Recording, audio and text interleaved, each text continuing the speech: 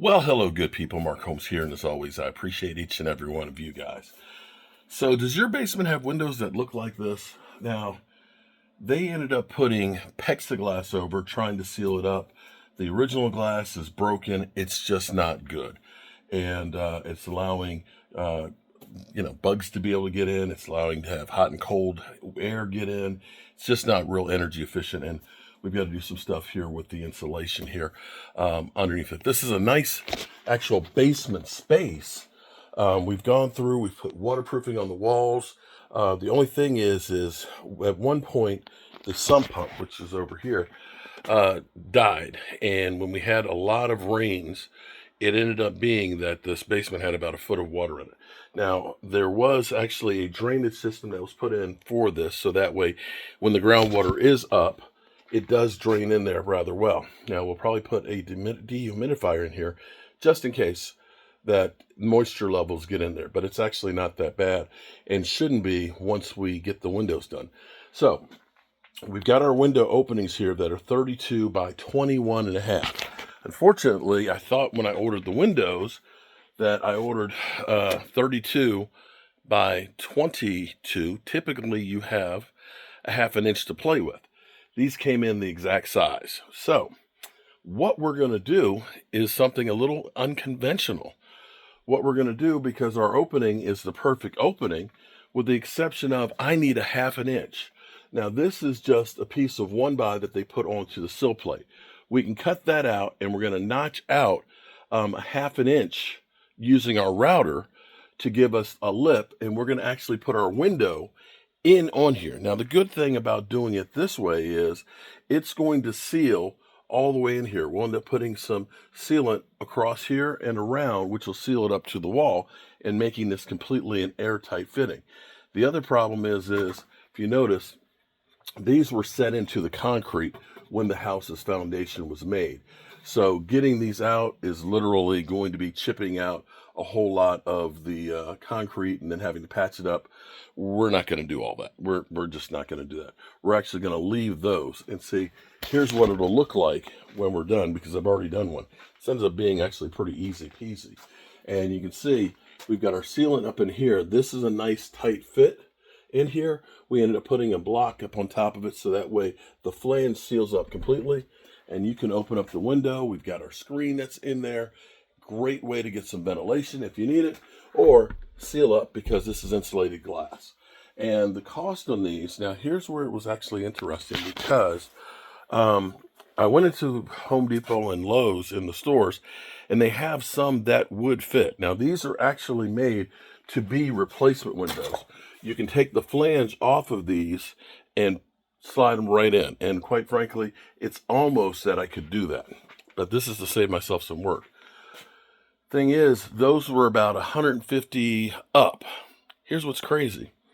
I went to Home Depot online and I ordered these, and they ended up being about $88 a piece, and they were delivered here the next day. I'm really amazed by it. Now, are these probably the best windows to have? Probably not. These aren't, your Anderson windows and things, but it is, look at this, it is insulated glass. Good half inch of gas that's in between there. Easy peasy opening up. It has the window screen.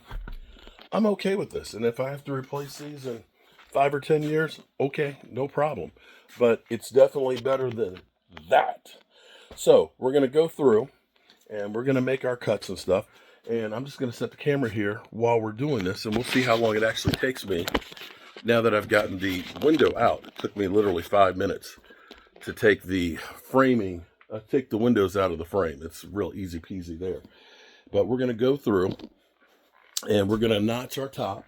We're going to cut that piece out and we'll get it all done. So we'll see how long. We're at 425 right now, and I'm going to get a little sip of my coffee before I get started here. All right, let's do it.